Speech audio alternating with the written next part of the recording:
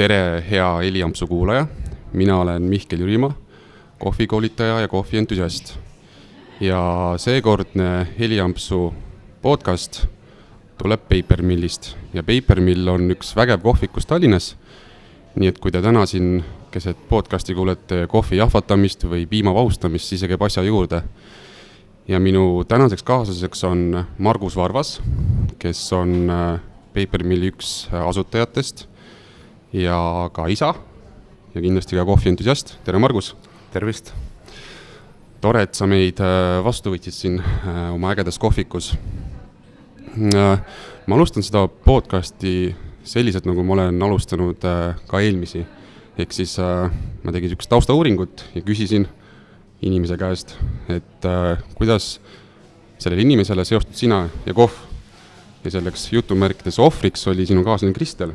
No nii. Ja Kristel ütles, Margus on seiklusimuline, kellega kunagi pole igav. Tema kohvikirg on kodus, Papermillis ja väljaspool kodu alati kaasas. Näiteks, kui me kuskil käime reisimas, siis esimese asjana alati otsime välja parimad kohvi ja söögikohad. Põnev on ju näha ja maitsta, kuidas kohvi erinevates kohtades röstitakse ja valmistatakse. Igal kohal on oma nii-öelda kiiks. Siis ma küsisin, et kuidas on Kristeli kohvi tarbimisharjumused muutunud sinuga koos olles. Siis selle peale vastas tema, et ma arvan, et ma ei liialda, kui ütlen, et kogu minu tänane teadmine kohvist on kõik tänu Margusele. Alustasime Londonist, oma kohviäriga nullist. Kui selgeks tuli teha mitu ametit, barista, raamatupidaja, tehnik, siis taipasin, et kohvi valmistamine ei ole lihtsalt nupul vajutamine, vaid midagi palju enamat. Tõeline heureka. Nii et ma usun, et sa võtad selle süü omaks, et see nii on. No elukaaslasele ei ole võimalik nagu vastu vaielda. Ei ole, jah. Ma usun, et ta vaatab seda pärast ja pean siis nõustuma. Jah? Pead nõustuma. Aga enne kui me hakkame rääkima Papermillist ja siin toimuvast, siis juba käis läbi sõna London. Aga internetis leidsin ka selle kohta, et sa oled Austraalias käinud. Siis mis seos sul Austraaliaga on? Ega mul praeguseks seal nagu mingit erilist seost ei ole ja mis seal ikka, et kui ma olin noor, siis nagu kõik teised noored eestlased tol ajal esimesel võimalusel panid Padavai kodust nii kaugele kui vähegi võimalik, et veid seigelda ja loomulikult oli vaja ennast nagu ära elatada ka seal, et kuna ma olin Eestis, siis ennem seda reisi pooljuhuslikult töötanud ühes nagu tolle aja kohta suht okeis kohvikus. Mul oli manager oli hea barista ja siis juhtus kuidagi niimoodi, et kui teised töötasid igal pool farmides, siis mina lõpetasin alati kuskil kohvimasina taga. See oli küll nüüd ikka üle 10 aasta tagasi julgelt, et võib-olla pigem nagu 15, aga kuna Austraalia oli tol ajal juba nagu see kohvikultuur oli nagu suht hästi arenenud, et siis ma usun, et kindlasti see mind mõjutas nagu päris palju, et mis nagu edaspidisest elus sai. Aga mis sa tegid seal Austraalias? Mis tööd? Enamus oligi barista töö, et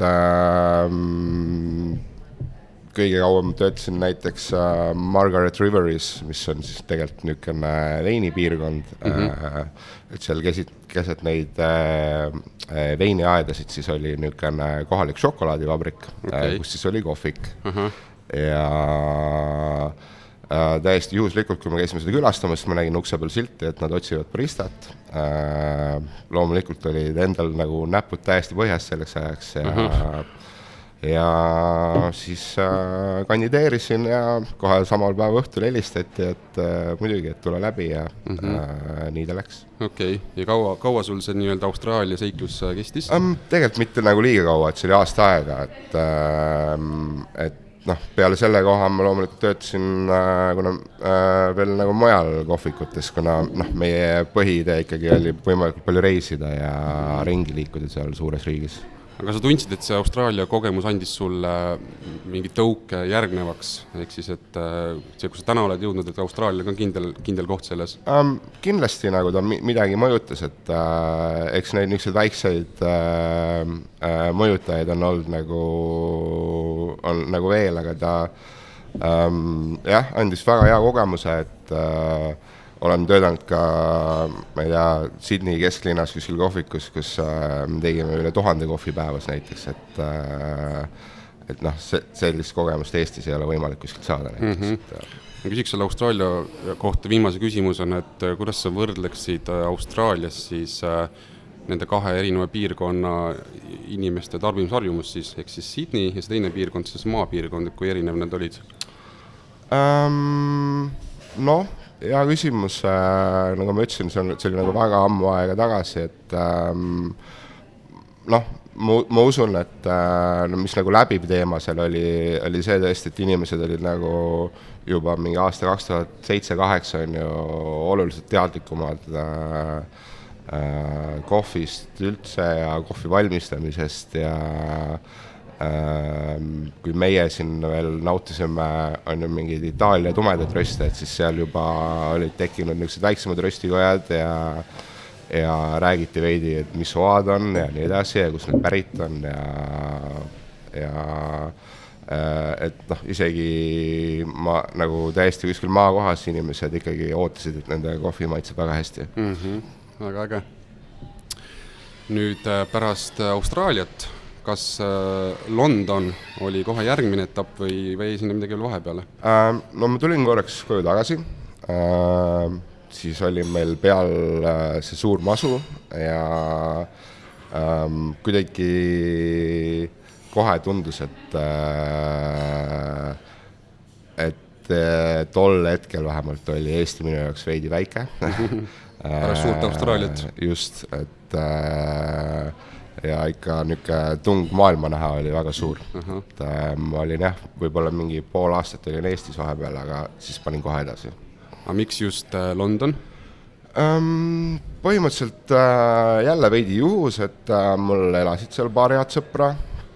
Meil oli ka üks niisugune väike äriidee, mida me mõtlesime, et seal proovida, millest loomulikult ei saanud mingit asja. aga jah, et siis ma juba olin seal ja nii ta läks. Okei. Aga London on nüüd kindlasti võrreldes Austraalia, kus sa töötasid baristana oluliselt suurema kogemusega sinu jaoks. Räägi kuulajatele, mida sa Londonis õppisid ja tegid?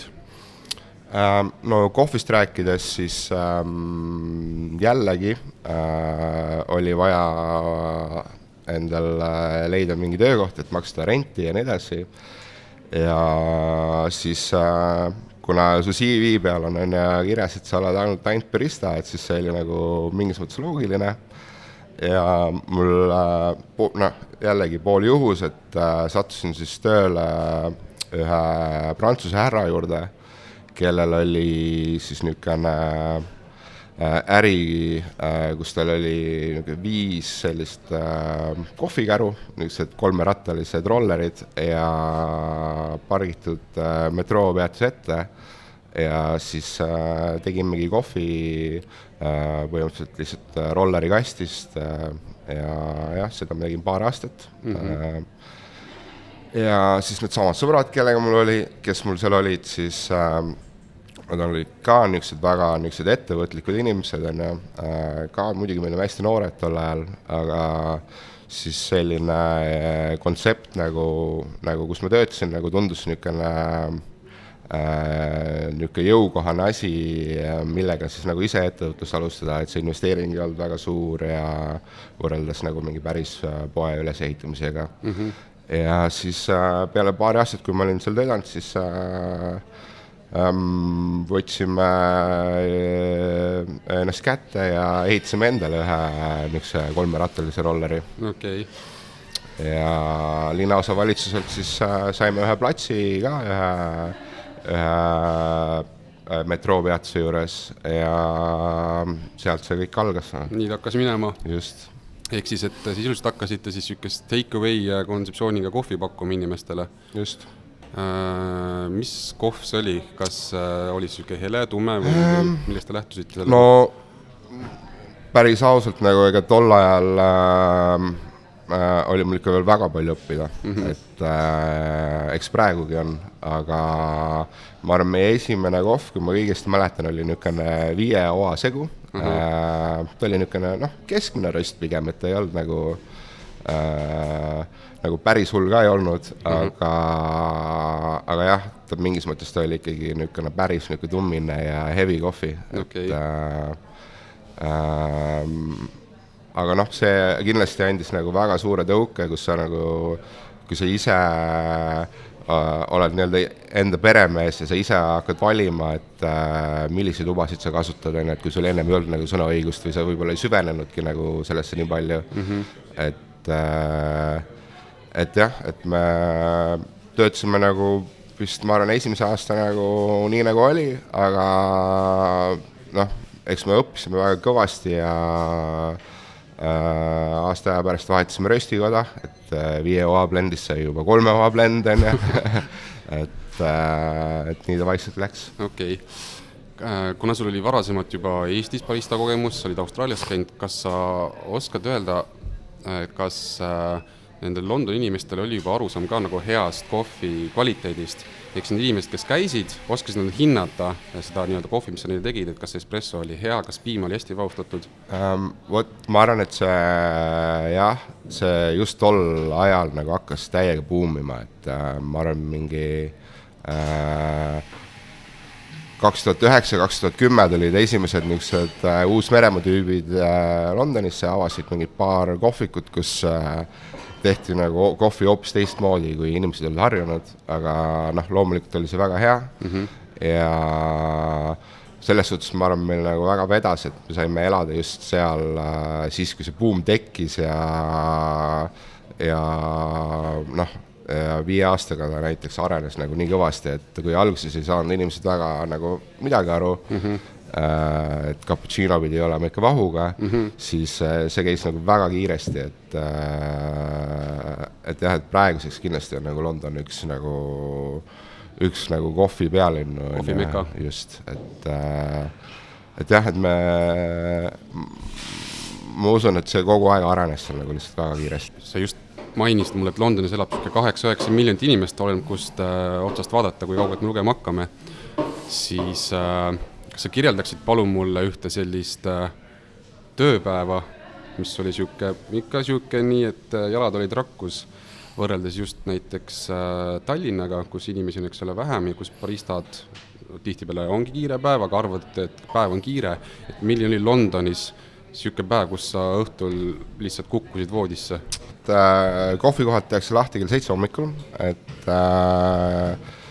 siis kui inimesed hakkavad tööle minema, peaaegu nagu iga üks vähegi arvestatava näiteks metroojaama kõrval on üks kohvik, kus siis iga päev käivad sul täpselt samad inimesed. Tihtilugu, et sul kõik loomulikult tulevad ühe korraga, mis tähendab seda, et sul võib olla mingi 30, 40, 50 inimesed korraga järjekorras, aga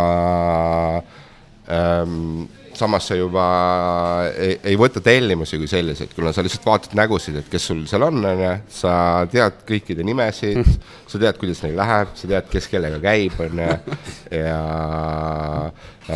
siis lased nagu robot, et ongi, et see on võimalik, et on juba alustatud 5. inimese kohvi, kes on järjekorras, ja siis samal ajal sul käib niisugune small talk, et sa vestled kogu aeg selle järjekorraga, aga käed kogu aeg käivad, siis sul on, ongi, et sul on ilmselt on, kui sa kell 7 alustad, siis sul kell 9 on võib-olla 200 kohvi tehtud juba, ja siis on korraks väike break, ja siis tuleb lõunarush, võib-olla veits teised inimesed, kes seal piirkonnas töötavad, ja siis lähed koju nagu, et see on väga intensiivne kõik see asi, et aga mingis mõttes nauditav ka.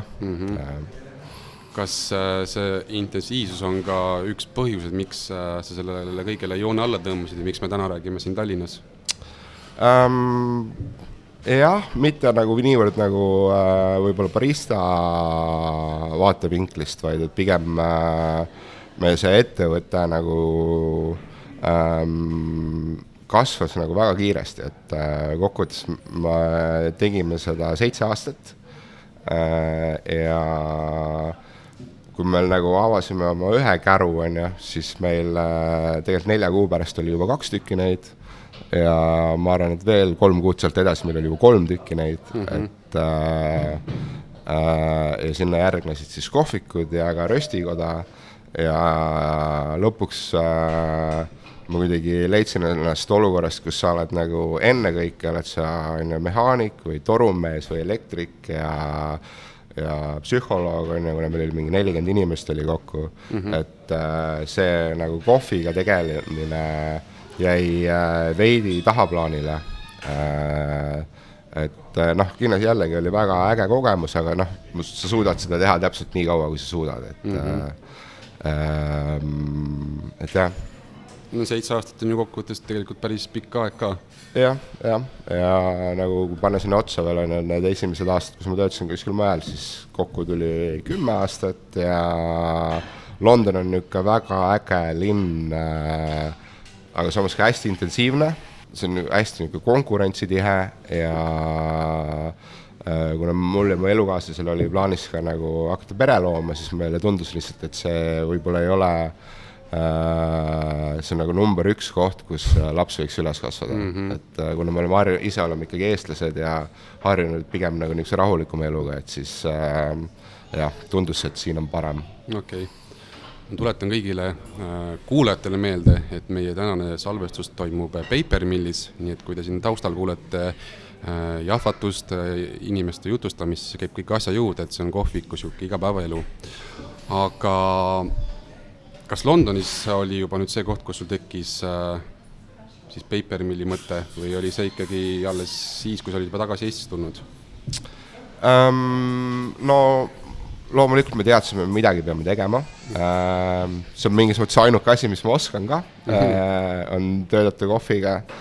Meil nagu ei olnud nagu 100% kindlat visiooni, et kuidas täpselt ja mida, et on see kohvik või peaks röstima ka või nii edasi tagasi, et me tegelikult võtsime niisugune peale seda Londoni võtsime mingis mõttes aja maha, reisisime umbes mingi pool aastat nagu siin-seal ja eks ta siis mingi hetk seal nagu kujunes välja. Enne kui me tõmbame Austraaliale ja Londonile joone alla ja keskendume Papermillis, ma tahan, et sa võtaks kuidagi kokku ja ma tean, et küll ajad on hästi erinevad siis sinu eluperioodis, aga et sa üritasid kirjeldada mulle, et milline on keskmine Eesti kohvitarbija, Londoni ja Austraalia kohvitarbija, kui erinevad nad on? Kui ma aus olen, siis ma ütlen, et ma Austraalias ma ei julge enam nagu liiga palju sõna võtta, kuna see oli tõesti nii ammu. Mingis mõttes nad on võib-olla praegu siis nagu isegi natukese nagu sarnased tarbijad. Valdav enamus jooke on nii-öelda espresso põhjal. Filterkohvi võib-olla on nagu veidi nagu mitte see põhiline, nagu, millest tegelikult on ülikahju. Et kui mujal Skandinaavias näiteks juuakse enamjaolt on filterkohvi, mida ma ise ka kõigile kõige rohkem soovitan. Tunduvadki nagu mõnes mõttes on ju sarnased, et espresso ja on Beam on see nagu põhiklientuur. Aga jah, et tundub, et nagu siin vähemalt see maailm nagu muutub natukese sinna filtrikohvi poole, mida on väga-väga tore näha. Okei. Ma küsin võib-olla siuke veidi provotseeriva küsimuse käest, et kui sul see Papermilli mõte tekkis, miks sa otsustasid koos röstikojaga selle kohviku teha, miks sa ei tahtnud lihtsalt kohvikut teha, kus pakkuda head kohvi ja head croissanti sinna kõrvale? No siin paar põhjust, ma arvan, et üks põhjus on kindlasti äriline põhjus, et Eestis lihtsalt kohvikut teha, et see on vahva, aga ongi, et kuna ma ei tea, meil siin Tallinnas on 400 000 inimest kokku ja niimoodi paljalt kohvikuga tundus see niisugune lootusetu üritus. Ja teiseks loomulikult mulle väga meeldib kohviga, et ma arvan, mu lemmik osa mu tööst on üleüldse siis, kui me valime mingeid uusi kohvisid ja maitseme, et kindlasti tahad ju lõpuks teha sellega, mis sulle nagu kõige rohkem meeldib ja tundus ka, et siia nagu kulluks ära üks niisugune röstikoda, et siia piirkonda. Jah. Kui piirkonnast rääkida, siis võib-olla teie asukoht on niisugune natukene ebatraditsiooniline, heas mõttes, mis just minu arust rikastab seda nii-öelda Tallinna pilti. Et miks te just otsustasite siia teha ja kuulajatele siis teadmiseks, et Paper Mill asub Tallinna bussijaama läheduses? Hea küsimus, et jällegi mitu põhjust. Me ise usume, et see on niisugune veidi nagu tulevikku vaatav asukoht, et meile tundub, et siin nagu lähiaastatel arendatakse päris kõvasti. Et mingis mõttes on hea esimesena kohal olla. Teiseks jällegi me olime 10 aastat Eestist ära, nagu oma mälestust ma teadsin, et see oli ikka täiesti surnud nurk siin ennem, aga kuna siin on nagu juba mingit elu veidi tekkinud, et siis meile tundus, et aga äkki, et samas ongi, et linna nagu dünaamikast me nagu liiga palju veel aru ei saanud, aga meil nagu sõbrad, kelle käest me küsisime arvamust, olid täpselt niisugune 50-50, et pooled ütlesid, et see on päris äge koht ja pooled ütlesid, et siin ei ole mitte midagi teha. Aga põhimõjud olid need ruumid ise, et kui käisid vaatamas nagu erinevaid kohti, et siis kõik need ajalugu ja need seinad ja see maja ise nagu, et ma ei tea, et kui me siia sisse astusime, me tundus, et okei, siin saab kindlasti teha nagu, jah. Ja ma võin kuulajatele kinnitada, et iga kord, kui ma tulen Paper Milli kohvi nautima, siis siin alati on inimesi, nii et tal on oma fenomen, kindlasti hea kohvi, aga see asukoht ka kindlasti on tänaseks see, mis inimesi köidab ja tõmbab. Aga Paper Mill, kust see nimi üldse tulnud on?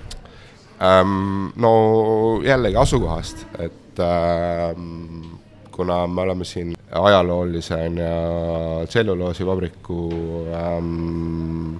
põhimõtteliselt ruumides, panime ka sellele nagu asukohale vastava nime. Ma saan aru, et see võib nagu olla nagu mingis mõttes veidi eksitav, aga meil väike nagu salapära või meie jaoks ei ole nagu halb ja eks nende nimede väljamõtlemine on alati niisugune tänamatu töö, et me kindlasti tahtsime, et see oleks nagu rahvusvaheline nimi, et ka mitte eestlane suudab selle vähemalt välja hääldada normaalselt. Vahepeal on niisugune küsimus mul tekkis pähe. Millal see oli viimati wow-efekt kohviga? Jaa, see oli umbes 6 aega tagasi. Käisime Norras maitsmas siis värskeid kohvisid, nagu, mis me 2 päeva jooksul maitsesime kokku mingi 120 tükki. Okay. Ja seal olid mõned kohvid olid ikkagi niisugused, mis võitsid veits sõnatuks, et ongi, et mis nagu kohvimaailmas nagu minu jaoks on hästi huvitav, et ega ei ole nüüd, et on mõeldud välja mingi erikohvi ja nüüd nii ongi. Et see on nagu pidevas arengus, et me näiteks proovisime Hondurase kohvi, aga mis sort oli tegelikult üks SL, mis oli siis toodud Keeniast, aga kasvatatud seal Hondurase keskkonnas. Ja siis tal oli tehtud lõpuks ka veel anaeroobik protsess ja eks ta mingis mõttes on trend on ja praegu, et niisugune väga funky, aga see oli tõesti midagi sellist, mida me ei olnud mitte kunagi varem proovinud nagu. Nagu sa nüüd prooviksid ilma nii, et kuulad saavad maitsta seda kohvi kirjeldada, kuidas seda kirjeldaksid seda kohvi? Jah, see on nagu hea küsimus, et mis seal kohvi puhul tegi sinuks eriliseks, miks ta jäi sulle meelde? Põhiliselt ikkagi nagu maitse nüansid, et kui see tõstad selle tassi omale suu juurde, siis see nagu kuigi nagu meile meeldivad hästi puhtad ja erilised maitsed, siis ikkagi kuidagi su aju tajub ära, et sa jõud kohvi. Tol hetkel me jõime niisugust sooja mustikamorssi, hästi suhkrust, võib-olla nagu õrnalt kääritatud, et see oli lihtsalt nagu täiesti ootamatu. Mõnikord ootamatud ei ole head, aga see oli tõesti nagu lihtsalt ülimaitsev.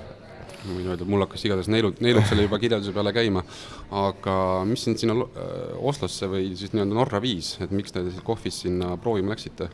Me põhimõtteliselt enamalt töötame siis ühe ettevõttega, mille nimi on Nordic Approach, läbi kelle me praegu võtame nagu valdava enamuse oma rohelistest kohvijubadest ja lihtsalt nende peakorter siis on Oslos,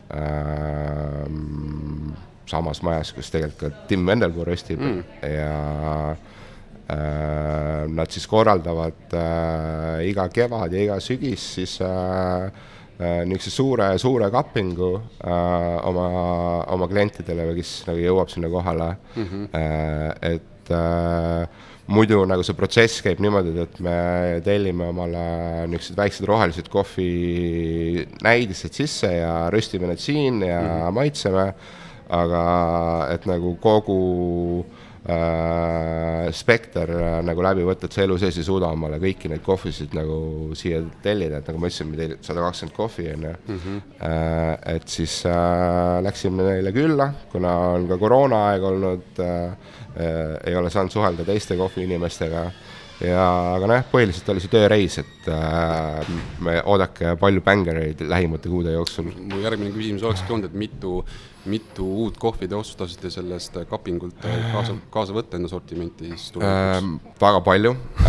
Seal tekkis loomulikult niisugune laps kommipoes moment, et kõik oli väga hea ja kõike tahtsid endale saada, et me kokkuvõttes just, kui ma ei eksi, siis me reserveerisime omale 12 erinevat kohvi.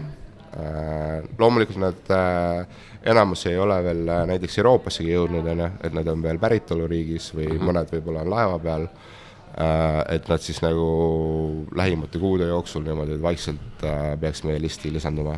Okei. Nii et kõikidel Paper Milli külastajatel on mida oodata? Ja kindlasti. Ma ise nagu ootan ka väga põnevusega. On, jah? Okei. Aga mille järgi te üldse otsustate, et milliseid kohvisid enda sortimenti võtate ja kuulajatele kirjeldamaks, et mis päritolumaad täna Paper Millis on riiuli saada nii Mehhikot, Kolumbiat, Etioopiat, Peruud, Indoneesiat ja Guatemalat, ehk siis et päris kirju ja värvikas seltskond. Et mille järgi te üldse otsustate, et mida pakkuda inimestele?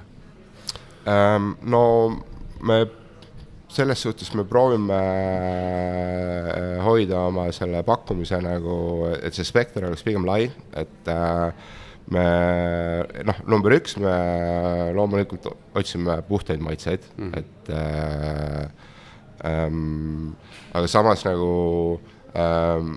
kui keegi mult küsib, et mis on su lemmik päritoluriik, et siis see on, seda ma olen viimastel aastatel nagu ma olen eriti nagu juurde õppinud, et see on nagu täiesti tänamatu küsimus, et need kohvid peavadki maitsema nagu mingis mõttes nagu oma päritoluriigile vastavalt ja kõik on väga head, kuigi nad on omamoodi erinevad, aga jah, et üldiselt meie riiulil peaks olema lai spekter, et mõned on niisugused väga marjased, mõned on balansseeritud, mõned on funkid, mõned on mõeldud espresso jaoks ja jah, ma arvan, et meil kokku roteerub nagu aastas võib-olla ka endal mingi 30 kohvi kõik kokku ja see tuleb lihtsalt puhtalt sellepärast, et kuna me nüüd tegeleme selle erikohvi nii-öelda kõrgema otsaga, siis kuna kohvi on tegelikult hooajaline kaup, et igas riigis saab ta erineval ajal enam-vähem valmis, ja siis korjatakse ära ja siis tuleb see Euroopasse ja parimad kohvid siis sellest päritoluliigist need ostetakse kohe ära, et ongi, et meil praegu on nüüd viimased Kolumbiad, mis kohe saavad meil otsa, siis tulevad aafriklased, siis tulevad kesk-ameeriklased ja niimoodi ta sinna ringi käib. Okei. Kuidas sulle tundub, kas Paper Milli külastaja on juba, kindlasti on ka, aga kui paljud on nagu õppinud hindama seda erikohvi, mida te pakute, et kas nad juba ootavad ka, et riiulil midagi uut oleks? Kindlasti jah, et alati kui me midagi uut lisame, siis see mingi aega vähemalt on meie bestseller, et ega ongi, et ega õnneks on nagu Eestis ka nagu enne meid on nagu hästi toredad tegijad on nagu päris suure töö ära teinud, et inimeste teadlikkus on ikkagi mingite inimeste teadlikkus vähemalt on päris hea ja tavaliselt, kui sulle meeldib nagu kohv, siis sa tahadki proovida nagu palju erinevaid asju, et jah. Okei. Kuidas sulle siis tundub selle koha pealt, kas Paper Milli külastaja pigem tahab sellist Ladina-Ameerikat või Lõuna-Ameerika kohvisid eelistab või on Aafrika osakaal suurem või väiksem? No mulle tundub, et see on nagu õrnalt nagu Aafrika poole kaldu, sest et mingid niisugused nimed nagu Keenia ja Etioopia, et need kuidagi ilmselt annavad nagu kindlustunnet veits kliendile, et see on nagu igal juhul tavaliselt hea või kvaliteetne. Aga jällegi ongi, et ma loodan ise, et eriti neid inimesi ei ole, kes ostavad nagu ainult ühte päritolumaa, sest kuhu see kohvimaailm liigub, et niisugune tunne on, et varsti keeratakse see kõik pea peale, et nagu ma räägin, et need kohvipuu sordid siis on, mis on traditsiooniliselt kasvanud näiteks Aafrikas, et neid tuuakse nüüd on ja Ladina-Ameerikasse näiteks ja tekivadki täiesti nagu uued profiilid, et ongi, ma ise küll soovitan nagu hoida inimestele avatud meelt lihtsalt selle kohta, et jah. Et proovida erinevaid maitseid ja kogeda neid. Just, et arusaadav, et kõigile kõik ei saagi meeldida, aga kui kohvi ise on nagu hästi kvaliteetne ja hästi puhas, siis huvitav on seda igal juhul juua. Kui sa üritaksid hästi jämedalt hinnata, kui suur osakaal Paper Millis on filterkohvil versus siis espresso baasil jookidel? No ma arvan, et ta ikkagi on umbes circa 80% espresso baasil ja 20% filter, aga see on kindlalt nagu tõusvas joones. Ma olen nagu kui me tegime, ma ei ole pikka aega teinud, aga ma tean, kui me avasime nagu, siis poole aasta pärast me tegime statistika ja me saime aru, et me oleme nagu mustadest kohvidest müünud rohkem erinevat sorti filtreid kui näiteks amerikaanat, mis oli nagu meie jaoks nagu väga suur saavutus, et jah. Ja ilmselt baristad ka igapäevaselt ikkagi julgustavad inimesi proovima. Jah, nagu see on nagu avatud saladus, et kõik need baristad, kes töötavad espressomasina taga ja joonistavad sulle igast ägedaid luikesid sinna kohvi peale, siis üldiselt tegelikult nad ise kõik joovad filtrit. Nii ta kipub olema, jah. Süki küsimus vahepeal tekkis, mitu proovi röstimist te teete enne, kui teie toode jõuab riiulile? Oleneb. Mõnikord on põhimõtteliselt kohe paigas, et sul on nagu mingi saarna, ütleme, et sul on sama Etioopia, on ta siis nagu, kui sul on ütleme mingi naturaalne Etioopia, enam-vähem vaatad seal kõrguse ja oa suuruse ja nii edasi, et see kõik on nagu sarnane, et siis sa umbes võtad oma eelmise aasta naturaalse Etioopia röstiprofiili lahti ja vaatad, et kas ta nagu käitub samamoodi, maitseb samamoodi ja päris tihti see nagu suht toimib. siis kui meil näiteks mingi uus päritolu või mingi veider protsess või nagu, et siis ikka teinekord võtab veidi aega nagu. Mis see veidi, ma just tahtsin küsida niisugust teiselt poolt surkida, et meenub sul mõni selline kogemus, kus on, no kurat, ei ole see õige maitse, proovime veel, et sa olete pidanud nagu mitu korda ikkagi tegema?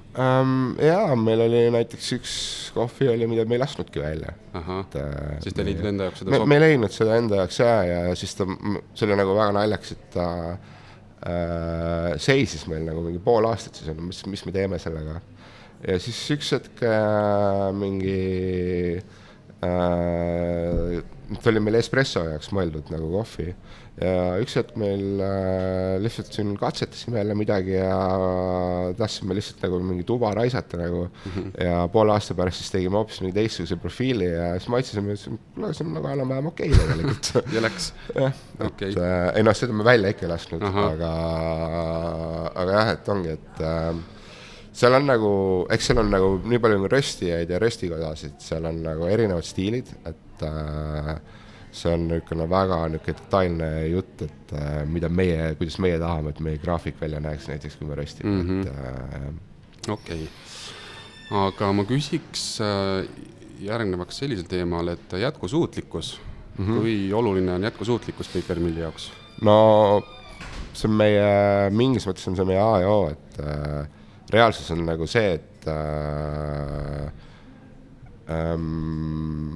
võiks öelda, et nagu paljudes riikides erikohvi päästab üldsegi nii-öelda kohvimaailma, et näiteks, ma ei tea, El Salvadori näitel on ju, et kui seal 70-ndatel, kui ma nüüd ei eksi, siis umbes eksporditi mingi 4 miljonit kohvikotti on ju 60 kilost, siis praeguseks on sellest alles jäänud 500 000.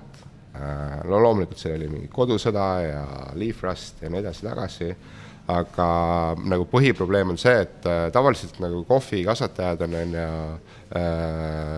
annavad edasi seda nagu mitmendat põlve, aga näiteks Kesk-Ameerikas on sul mõttekam on ja proovida saada USA-sse ja minna mingi lihtsa töö peale ja sa elad paremat elu, kui sa seal kohalikus farmis kasvatad kohvi. Et seda järel olevat põlve nagu lihtsalt ei tule peale, et kuna seda lihtsalt ei ole pointi seda teha. Et noh, rääkides ongi, et mis need kohvi hinnad näiteks on, et kui praegu on inimesed kurdavad, et see on, ma ei tea, et see maailmaturu hind on üle $2 vist praegu, et siis tegelikult see on nagu niivõrd naeruväärne summa ja ka näiteks 70-ndalt minu teada oli mingil ajal nagu rohkem, et kui me vaatame, kuidas muu maailm on nagu kõik edasi liikunud, et siis nagu kui sa paned selle kohvi maailmaturu hinna nagu niisugusesse graafikusse, kus sa arvestad inflatsiooni ka, siis ta on ainult langeb nagu isegi praegu ja selleks, et ma usun, et varsti ei ole inimestel nagu on veel ja veel vähem seda mõtet seda kohvi nagu üldse kasutada, kui seda tööd ei väärtustata. Et noh, meie ka loomulikult me ei maksa nagu hästi lihtsalt sellepärast, et me tahame kellelegi head, see on mõnus boonus, me maksame lihtsalt kvaliteedi eest. Ja nagu muus mõttes jätkusuutlikkus loomulikult on nagu meie kohalik keskkond, et mingid väga loogilised ja lihtsad lahendused nagu näiteks, et ma arvan, et me selle 1,5 aasta jooksul oleme suutnud nagu nii palju pakendit ära jätta, mis täidaks ikkagi mingisuguse suuremat sorti kaubiku, et jah, see on nagu kui sa midagi niisuguse ettevõtte tänapäeval avad, et sul ei ole lihtsalt muud varianti, kui sa pead nagu hoolikalt läbi mõtlema, mida sa teed. Sa võtsid sõnasabast kinni minu järgmisele küsimusele, et kui kohviku külastaja, kes papermilli tuleb, märkab siin ühte ägedat jalgratast, mis mu kõrval siin on, ja riiuli peal selliseid värvipotti meenutavaid anumaid, siis ütleme nii, siis mis teema nendega on? No ongi, et need tünnid on siis meil nii-öelda pakendi asemel, et meie Tallinna piires siis hulgimüügi kliendid enamused saavad omale kohvi nendes tünnides, mida me siis roteerime nii-öelda, et kui nad tellivad uue laari kohvi, siis me viime tünnidega ja korjame tühjad tünnid tagasi. Mõnikord jalgrattaga. Selle jalgrattaga muidugi on nüüd sihukene lugu, et mingis mõttes õnneks, aga meie nagu tellimused ja kogused oli nagu suht suureks, et see jalgratas hetkel nagu enam liiga palju kasutust ei saa, et see on nagu limiteeritud, kui palju sinna kasti nagu lihtsalt mahub, et kui sul on ikkagi päevas vaja siin mingi 50, 60, 70 kilo vedada nagu, siis see võtaks nagu väga palju aega. Kas Rein Taaramets siia tööle vaja, kes just, seda... Aga samas nagu aeg-ajalt on väga mõistlik, et meilt siit täiesti kesklinna on rattaga 10 minutit, täpselt sama palju kui autoga, aga sa saad sellega sõita igale poole, kus sul soovi on, parkida igale poole täpselt oma kliendi ette ja ehk pead vähem jõusaalis ka käima. Just täpselt. Ehk siis, et igas mõistes nii oast tassini välja on tegelikult jätkusuutlikkus väga oluline alusel kohal siis Paper Millile. Jah. Noh, number 1 on kvaliteet, aga kindlasti number 2 kohe on kõik niisugused asjad. Millist rolli mängib toit Paper Millis? Hea küsimus jällegi. Mingis mõttes kahanevat. Et me alustasime siin päris nagu niisuguse korraliku köögitiimiga ja kohe ma nagu niisuguse suht lühikese aja jooksul sain aru, et minu enamus aega siis nüüd kulus oma köögitiimile ja köögiprobleemidele, et mingis mõttes nagu tundsin kohe, et ma hakkan nagu sama reha otsa astuma, et kui ma teen mingi kohviettevõtte, et siis mu põhifookus on hoopis mingid teised asjad. Ja praegu meil saab süüa niisuguseid snäkke nii-öelda ja sänkusid ja nii edasi, aga jah, et me kokkuvõttes meie visioon on ikkagi, et see ruum siin on, see on number 1, see on röstikoda, see on tehas, et see kohvik on ikka tore ekstra, aga jah, et meie, kui me proovime siin röstida kohvi, siis me ei arva, et me peaks pakkuma näiteks lõunapakkumisi, et eks mingid asjad võivad nagu tulevikus muutuda, aga lihtsalt me tundsime, et me tahame number 1 fookuse hoida ikkagi täiesti kohvil. Okei. Kuhu sa soovid olla jõudnud Paper Milliga 5 aasta pärast? Kus sa näed? Hea küsimus. Ma arvan, et kui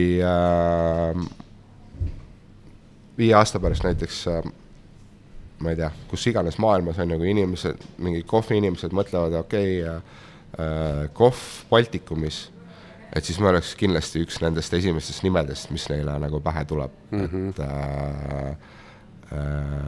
jah, ma kindlasti loodan, et see kultuur, et me aitame kaasa nagu sellele kultuuri arendamisele siin Eestis niimoodi, et me jõuaks nagu kas või natuke selle ligemale ja kuidas asjad käivad näiteks Taanis või nii edasi. Ma ei oskagi nagu midagi muud öelda, et alustuseks loodame, et me oleme kindlasti veel siin olemas nagu. Et kui inimene paneb sõrme gloobusele või maailmakaardile ja satub Eesti peale, siis Eestis oleks Paper Millis see koht, mis seostuks siis? Jah, mitte nagu samas ma usun ka, et mida rohkem on tegijaid, et seda kasulikum meile kõigile, et aga väike ka konkurents kindlasti on hea ja jah, et ma pigem räägin Baltikumist kui Eestist. Et jah. kas te plaanite ka laieneda? Tegelikult küll. Meil on nüüd kohe on, avame ühe väikse kohvibaari kesklinnas, täpsemalt siis Viru keskuses, et sinna tuleb niisugune nii-öelda hästi modernne toidutänav, kus siis Eesti erinevad tippkokad pakuvad süüa ja kuidagi kellegi soovitusel siis minu teada räägiti ka meiega, et kas me tahame äkki teha niisuguse kohvibaari sinna. Et see on nüüd lähinädalate küsimus. Okei, nii et on mida oodata. Jaa. Me hakkame enam-vähem lõpusirgel jõudma, on olnud väga põnev jutuajamine. Siia lõppu ma otsustasin teha ühe väikse mängu ja selle mängu point on niimoodi, et sa pead vastama väga kiiresti, ilma siis mõtlemata. Ma annan sulle kaks valikut ja sina pead siis otsustama kumb. Oled sa valmis? No proovime. Kas Hario või Kalita? Kalita. Kas cappuccino või flat white? Flat white. Kas Etioopia või Keenia? Etioopia. Kas espresso tonic või cold brew nitro? Espresso tonic. Kas märgtöötlus või kuivtöötlus? Märgtöötlus. Kas tulp või rosetta? Rosetta. Kas Kolumbia või Costa Rica? Jään vastuse võlgu. Sellega oli ka viimane küsimus, aga mõnda ma ikkagi tahaks pinnida, et Etioopia või Keenia puhul, et kui sa peaks neist kahest riigist valima, et sa jood emba-kumba päritolumaad elu lõpuni, muud valikut see ei ole, siis kumb oleks? No see on nagu väga ebaaus küsimus alustuseks, et lihtsalt ma arvan, et miks ma ütlesin Etioopia, et ma olen saanud rohkem erinevaid maitsvaid kohvisid, mis maitsevad väga hästi, et kui seal on nagu naturaalne töötlusviis on nagu väga tavaline, aga samas on ka väga häid pestud, et siis sa jubagi saad nagu veits laiema spektri, loomulikult on Keenias samamoodi, aga üldiselt me kõik joome ikkagi pestud Keeniat. Ja ta on üli hea kohvi, aga ilmselt me otsime sealt alati enamjaolt on ju mingid mustikat või mustsõstart või mingid siuksed maitsenoote, aga jah, ma ütlen, kokkuvõttes küsimus, see ei ole üldse aus. Nii ta kipub olema ja alati ei saagi aus olla. Eelviimane küsimus, kas sul on mõni eeskuju kohvimaailmas, keda sa jälgida, kes sulle annab inspiratsiooni? Kindlasti neid on väga paljusid nagu, et